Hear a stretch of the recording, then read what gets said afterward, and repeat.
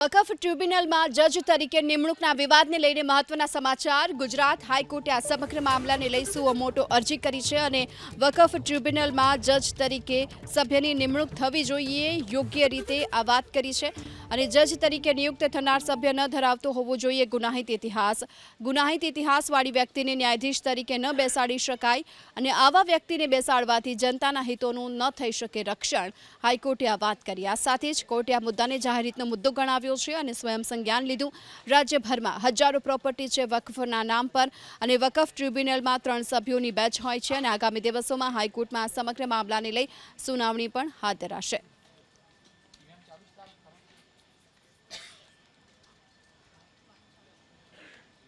વકફ ટ્રિબ્યુનલમાં જજ તરીકે નિમણૂકના વિવાદને લઈને મહત્વના સમાચાર। ગુજરાત હાઈકોર્ટે આ સમગ્ર મામલાને લઈ સુઓ મોટો અરજી કરી છે અને વકફ ટ્રિબ્યુનલમાં જજ તરીકે સભ્યની નિમણૂક થવી જોઈએ, યોગ્ય રીતે આ વાત કરી છે।